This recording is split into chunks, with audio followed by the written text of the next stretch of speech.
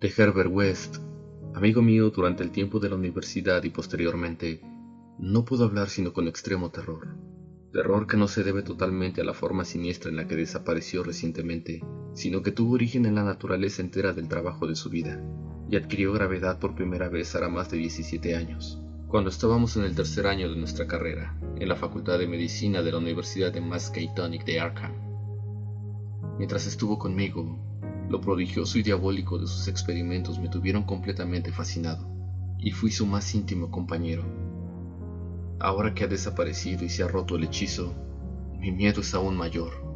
Los recuerdos y las posibilidades son siempre más terribles que la realidad. El primer incidente horrible durante nuestra amistad supuso la mayor impresión que yo había llevado hasta entonces, y me cuesta tenerlo que repetir. Ocurrió, como digo, cuando estábamos en la Facultad de Medicina, donde West se había hecho ya famoso con sus descabelladas teorías sobre la naturaleza de la muerte y la posibilidad de vencerla artificialmente. Sus opiniones, muy ridiculizadas por el profesorado y los compañeros, giraban en torno a la naturaleza esencialmente mecanicista de la vida, y se referían al modo de poner en funcionamiento la maquinaria orgánica del ser humano mediante una acción química calculada, después de fallar los procesos naturales. Con el fin de experimentar diversas soluciones reanimadoras, había matado y sometido a tratamientos a numerosos conejos, cobayas, gatos, perros y monos, hasta convertirse en la persona más enojosa de la facultad. Varias veces había logrado obtener signos de vida de animales supuestamente muertos, en muchos casos, signos violentos de vida, pero pronto se dio cuenta de que la perfección, de ser efectivamente posible, comportaría necesariamente toda una vida dedicada a la investigación. Asimismo, vio claramente que, puesto que la misma solución no actuaba del mismo modo en diferentes especies orgánicas, necesitaba disponer de sujetos humanos si quería lograr nuevos y más especializados progresos. Y aquí es donde chocó con las autoridades universitarias y le fue retirado el permiso para efectuar experimentos, nada menos que por el propio decano de la Facultad de Medicina, el sabio y bondadoso Dr. Alan Hayles, cuya obra en pro de los enfermos es recordada por todos los vecinos antiguos de Arkham. Yo siempre me había mostrado excepcionalmente tolerante con los trabajos de West, y a menudo hablábamos de sus teorías, cuyas derivaciones y corolarios eran casi infinitos. Sosteniendo con Haeckel que toda vida es un proceso químico y físico, y que la supuesta alma es un mito, mi amigo creía que la reanimación artificial de los muertos podía depender solo del estado de los tejidos, y que, a menos que se hubiese iniciado una verdadera descomposición, todo cadáver totalmente dotado de órganos era susceptible de recibir mediante el adecuado tratamiento esa condición peculiar que se le conoce como vida. West comprendía perfectamente que el más ligero deterioro de las células cerebrales ocasionadas por un periodo letal e incluso fugaz podía dañar la vida intelectual y psíquica. Al principio tenía esperanzas de encontrar un reactivo capaz de restituir la vitalidad antes de la verdadera aparición de la muerte, y solo los repetidos fracasos en animales le habían revelado que eran incompatibles los movimientos vitales naturales y los artificiales. Entonces se procuró ejemplares extremadamente frescos y les inyectó sus soluciones en la sangre, inmediatamente después de la extinción de la vida. Tal circunstancia volvió enormemente escéptico a los profesores, ya que entendieron que en ningún caso se había producido una verdadera muerte. No se pararon a considerar la cuestión detenida y razonablemente. Poco después de que el profesorado le prohibiese continuar sus trabajos, West me confió su decisión de conseguir ejemplares frescos de una manera o de otra, y de reanudar en secreto los experimentos que no podía realizar abiertamente. Era horrible oírle hablar sobre el medio y la manera de conseguirlos. En la facultad nunca habíamos tenido que ocuparnos nosotros de allegar ejemplares para las prácticas de anatomía. Cada vez que mermaba el depósito, 2 negros de la localidad se encargaban de subsanar el déficit sin que se les preguntase jamás su procedencia. West era por entonces joven, delgado y con gafas, de facciones delicadas, pelo amarillo, ojos azul pálido y su voz suave. Y era extraño oírle explicar cómo la fosa común era relativamente más interesante que el cementerio perteneciente a la Iglesia de Cristo, dado que casi todos los cuerpos de la Iglesia de Cristo estaban embalsamados, lo cual, evidentemente, hacía imposibles las investigaciones de West. Por entonces era yo su ferviente y cautivo auxiliar, y lo ayudé en todas sus decisiones. no solo en las que se referían a la fuente de abastecimiento de cadáveres, sino también en las concernientes al lugar adecuado para nuestro repugnante trabajo. Fui yo quien pensó en la granja deshabitada de Chapman, al otro lado de Meadow Hill. Allí habilitamos una habitación en la planta baja para la sala de operaciones y otra para el laboratorio, dotándolas de gruesas cortinas a fin de ocultar nuestras actividades nocturnas. El lugar estaba retirado de la carretera y no habían casas a la vista. De todos modos, había que extremar las precauciones, ya que el más leve rumor sobre extrañas luces de cualquier caminante nocturno hiciese correr podría resultar catastrófico para nuestra empresa. Si llegaban a descubrirnos, acordamos decir que se trataba de un laboratorio químico. Poco a poco equipamos nuestra siniestra guarida científica con materiales comprados en Boston o sacados a escondidas de la facultad, materiales cuidadosamente camuflados, a fin de hacerlos irreconocibles, salvo para ojos expertos. Y nos proveímos de palas y picos para los numerosos enterramientos que tendríamos que efectuar en el sótano. En la facultad había un incinerador, pero un aparato de ese género era demasiado costoso para un laboratorio clandestino como el nuestro. Los cuerpos eran siempre un engorro, incluso los minúsculos cadáveres de cobaya de los experimentos secretos que West realizaba en su habitación de la pensión donde vivía. Seguimos las noticias necrológicas locales como vampiros, ya que nuestros ejemplares requerían condiciones determinadas. Lo que queríamos eran cadáveres enterrados poco después de morir y sin preservación artificial alguna, preferiblemente exentos de malformaciones morbosas y, desde luego, con todos los órganos. Nuestras mayores esperanzas estaban en las víctimas de accidentes. Durante varias semanas no tuvimos noticias de ningún caso apropiado, aunque hablábamos con las autoridades del depósito y del hospital, fingiendo representar los intereses de la facultad, si bien con no demasiada frecuencia en todos los casos, de manera que quizá necesitáramos quedarnos en Arkham durante las vacaciones en que solo se impartían las limitadas clases de los cursos de verano.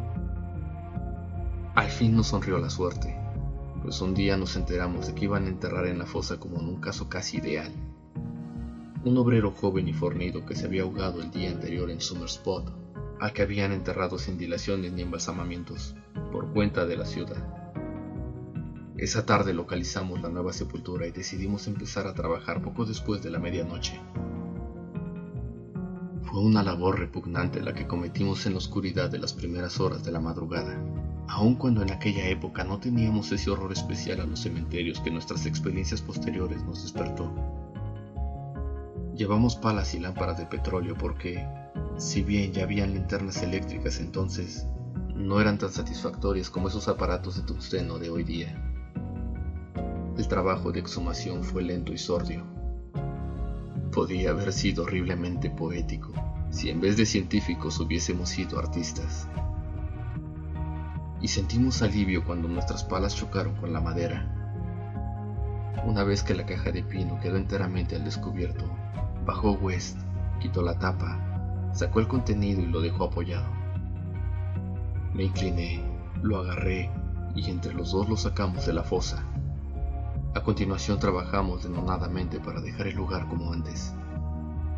La empresa nos había puesto algo nerviosos, sobre todo el cuerpo tieso y la cara inexpresiva de nuestro primer trofeo, pero nos las arreglamos para borrar todas las huellas de nuestra visita. Cuando quedó aplanada la última paletada de tierra, metimos el ejemplar en un saco de lienzo y emprendimos el regreso hacia la granja del viejo Chapman, al otro lado de Meadow Hill. En una improvisada mesa de disección instalada en la vieja granja, a la luz de una potente lámpara de acetileno, el ejemplar no ofrecía un aspecto demasiado espectral. Había sido un joven robusto y poco imaginativo, al parecer un tipo saludable y plebeyo, constitución ancha, ojos grises y cabello castaño. Un animal sano, sin complejidades psicológicas y probablemente con unos procesos vitales de lo más simples y sanos. Ahora bien, con los ojos cerrados parecía más dormido que muerto. Sin embargo, la prueba experta de mi amigo disipó enseguida toda duda al aspecto. Al fin teníamos lo que West siempre había deseado, un muerto verdaderamente ideal, apto para la solución que habíamos preparado con minúsculos cálculos y teorías, a fin de utilizar en el organismo humano. Nuestra tensión era enorme. Sabíamos que las posibilidades de lograr un éxito completo eran remotas. y no podíamos reprimir un miedo horrible a las grotescas consecuencias de una animación parcial. Nos sentíamos especialmente aprensivos en lo que se refiere a la mente y a los impulsos de la criatura, ya que podía haber sufrido un deterioro en las delicadas células cerebrales con posterioridad a la muerte.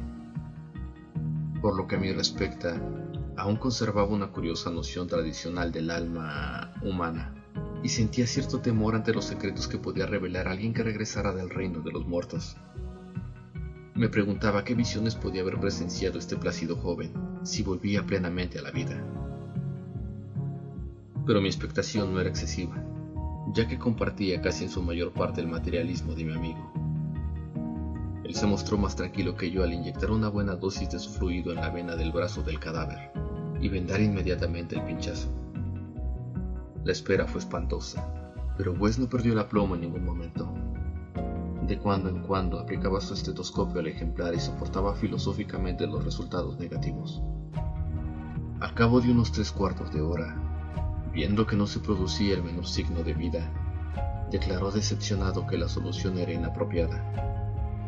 Sin embargo, decidió aprovechar al máximo esta oportunidad y probar una modificación de la fórmula antes de deshacerse de la macabra presa. Esa tarde habíamos cavado una sepultura en el sótano y teníamos que llenarla al amanecer, pues aunque habíamos puesto cerradura a la casa, no queríamos correr el más mínimo riesgo de que se produjera un desagradable descubrimiento. Además, el cuerpo no estaría ni medianamente fresco la noche siguiente, de modo que trasladamos la solitaria lámpara de acetileno al laboratorio contiguo, dejando nuestro modo huésped a oscuras sobre la losa, y nos pusimos a trabajar en la preparación de una nueva solución, tras comprobar Wes el peso y las mediciones casi con fanático cuidado. El espantoso suceso fue repentino y totalmente inesperado. Yo estaba vertiendo algo de un tubo de ensayo a otro, y Wes se encontraba ocupado con la lámpara de alcohol, que hacía las veces de mechero Bunsen en ese edificio sin instalación de gas. Cuando de la habitación que habíamos dejado a oscuras brotó la más horrenda y demoníaca sucesión de gritos jamás oída por ninguno de los dos. No habría sido más espantoso el caos de los alaridos si el abismo se hubiese abierto para liberar la angustia de los condenados, ya que en aquella cacofonía inconcebible se concentraba el supremo terror y desesperación de la naturaleza animada. No podían ser humanos. Un hombre no es capaz de proferir gritos así. Y sin pensar en el trabajo que estábamos realizando, ni en la posibilidad de que lo descubrieran, saltamos los dos por la ventana más próxima como animales despavoridos, derribando tubos, lámparas y matraces, y huyendo alocadamente a la estrellada negrura de la noche rural. Creo que gritamos mientras corríamos frenéticamente hacia la ciudad, aunque al llegar a las afueras adoptamos una actitud más contenida. Lo suficiente como para pasar por un par de cuerguistas trasnochados que regresaban a casa después de una franca chela. No nos separamos, sino que nos quedamos refugiados en la habitación de Wes, y allí estuvimos hablando, con la luz de gas encendida, hasta que amaneció. A esa hora nos habíamos serenado un poco discurriendo teorías plausibles y sugiriendo ideas prácticas para nuestra investigación, de forma que pudimos dormir todo el día en lugar de asistir a clase. Pero esa tarde aparecieron 2 artículos en el periódico sin relación alguna entre sí que nos quitaron el sueño. La vieja casa deshabitada de Chapman había ardido inexplicablemente, quedando reducida a un informe montón de cenizas. Eso lo entendíamos, ya que habíamos volcado la lámpara. El otro informaba que habían intentado abrir la reciente sepultura de la fosa común, como hurgando en la tierra vanamente y sin herramientas. Esto nos resultaba incomprensible, ya que habíamos aplanado muy cuidadosamente la tierra húmeda. Y durante 17 años, West anduvo mirando por encima del hombro y quejándose que le parecía oír pasos detrás de él. Ahora desaparecido.